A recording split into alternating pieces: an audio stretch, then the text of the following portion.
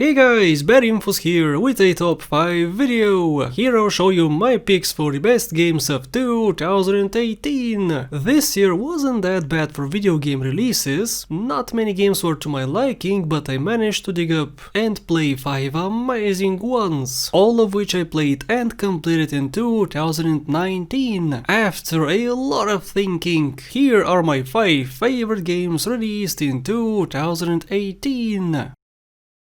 How does it feel? Horrible, isn't it? But wonderful, yes. Dusk. No guys, I did not make a mistake. This is in fact a 2018 list, not a 1998 one. Dusk is a game you could very easily mistake for an old one. The graphics are ugly, there are no tactics, just run and gun, the enemies have basic AI, there are arenas where monsters spawn constantly, no companions, no mission structure, no real goal to strive for, which is very popular nowadays. Dusk is a return to form. It does not cater to the modern gamer. Dusk respects the true granddaddies of gaming such as Quake and Doom. Dusk is bloody, gory, scary, high action, and does not mess around. If you like shooters from the 90s or early 2000s, then you would love this one. The action never stops and many improvements were made from the old formula. Not enough to make it too distinguishable from the games from the past, but still, Dusk is a nice surprise.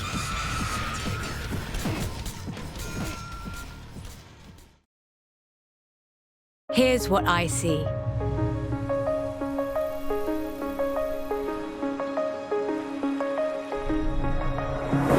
I see a festival that never ends.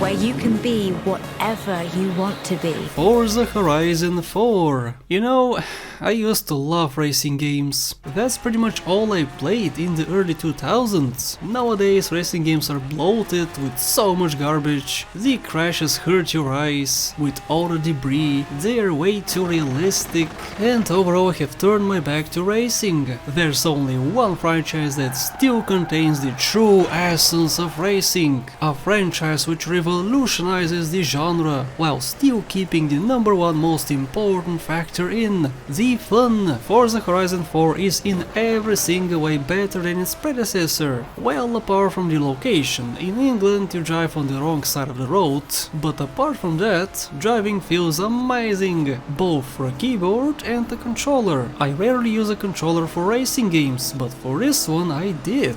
It just feels so fluid. The progression is amazing as well. While games like NFA's Payback only unlock 5-6 cars throughout your playthrough, in Forza Horizon 4 you get hundreds in your first 2-3 hours of playtime. It's for every car lover. The majority of car models are there, including my own car. Yes guys, I finally found a game in which I can drive my own real life car, paint it the same color and put on the same rims on it. I love Forza and hope for more in the future.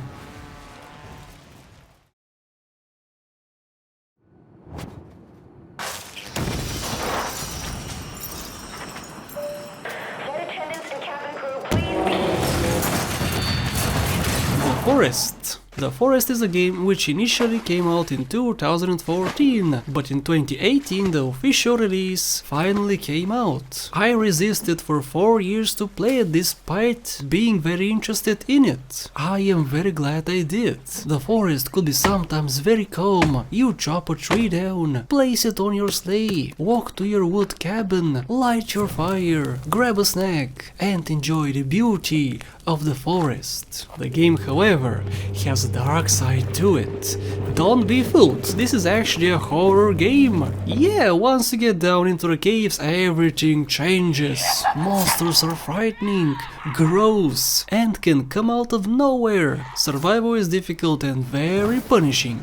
And don't worry, there's actually a goal. You don't just survive forever. Well, unless you want to. There is a story and there is a reason why events happen in this game. Nothing is coincidence. Honestly, the story was not the strongest part of the Forest, but it's the fear and sense of wonder you feel constantly, and that's why I love the game.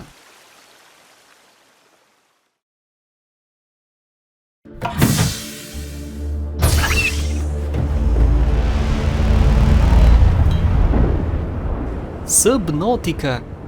Think of Subnautica as the Forest, but underwater. Like the Forest, technically it came out earlier, but the official release was in 2018. 90% of your playtime will be underwater, scouring the depths for scraps of metal, small fish, materials for weapons and better tools. You build bases, decorate them however you like. The building is simple and in no time you can make something gorgeous. I mean, look at my crappy base. No thought was put into making it look good. At the same time, this is fabulous. You start off in the shallows and slowly work your way down into the depths, where you see some horrifying creatures, weird foggy lakes, and remains of ancient civilization.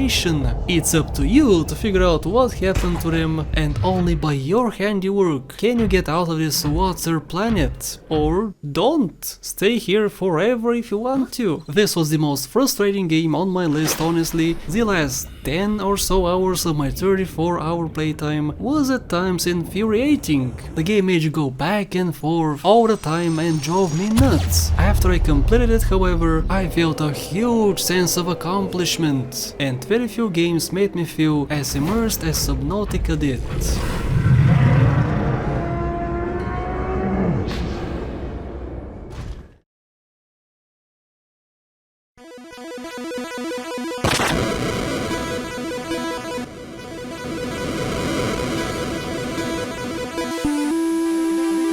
The Messenger. What can I say, guys, I love retro style games. I'm an old gamer. The Messenger captures the feel I had back in the 90s when I played Ninja Gaiden, jumping around, slashing, dashing and destroying enemies. It's not as hard as the games from the past, but that's fine. I prefer a longer, easier game than a shorter and hard one. This is exactly what the Messenger gives you. Controls are extremely tight and responsive. Platforming is exciting and dangerous. Enemies have interesting patterns, locations are great as well. Speaking of locations, they change constantly. You start off in the 8-bit era, but as time goes on and something in the story happens which I would not spoil, you can teleport in and out of the 16-bit era. The level and your character style change on the fly. The transitions are extremely impressive, and it's a game mechanic I have never seen before. Truly phenomenal idea, and it's greatly executed.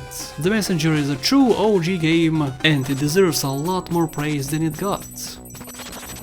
And that's it from me, guys. These are my favorite games of 2018. If you wanna see my favorite ones in any other year, then click on the screen or in the description of this video. Thanks for watching, and a very special thank you to my lovely Patreon supporters: Vladas, Soup Smile, House the Chowder, Alex Chavez, Max Robinson and everyone else listed on the screen. Thank you for the support.